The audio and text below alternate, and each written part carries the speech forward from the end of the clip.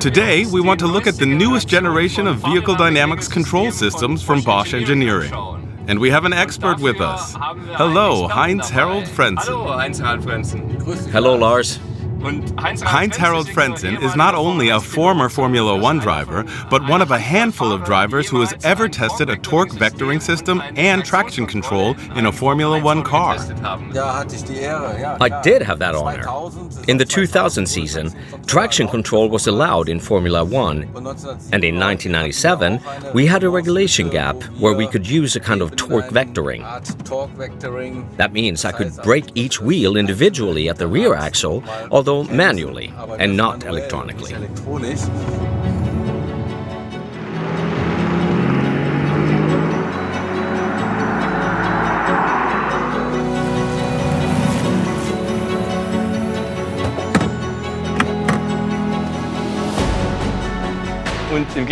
And here, unlike in Formula One, there are no regulation restrictions. We can use everything the technology offers.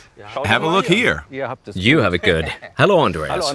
Hi, Heinz-Harald. Great to see you here. Right. Nice to meet you, the Bosch expert. Look what we have here. A selection of our Bosch components, our portfolio.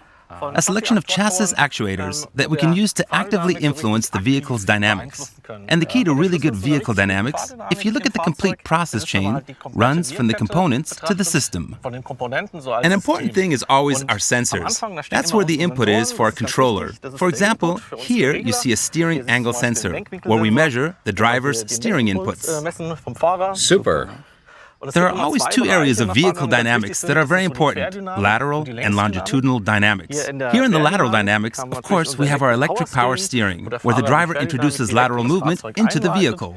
To the longitudinal dynamics, like here, to our drivetrain components, and later the entire brake system, which slows or stabilizes the vehicle.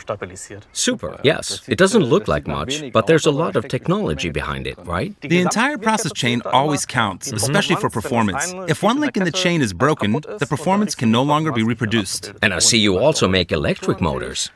That's right. This is an E-machine. You can also see the inverter next to it. They go up to 200 kilowatts and can also be installed individually to each wheel. So later we can really operate with torque vectoring. And this is our ESP. It's our star performer today. Of course, it's been developed not only for top performance, but based on the highest safety standards. It's where everything comes together, the brain, so to speak. Also, our eye controllers, which you can try out today. And you'll see how we can control all the chassis actuators from our central control unit, ESP. So the traction control, the ABS and everything runs through this unit? Yes, it operates everything and controls the multiple chassis actuators. Fantastic. That's the first point where our philosophy stands out from state-of-the-art technology. We don't design an individual regulator algorithm for each individual actuator. We have a central brain, a central algorithm that links all the actuators and all the sensors. We react up front to your input, our sensors measure it, and then we control all the actuators directly so that the vehicle always behaves honestly, naturally, and transparently, and doesn't need to make a mistake first. We base everything on natural laws and control technology, and at the end of the day, on applied mathematics. Okay. What shall we try first? All of it.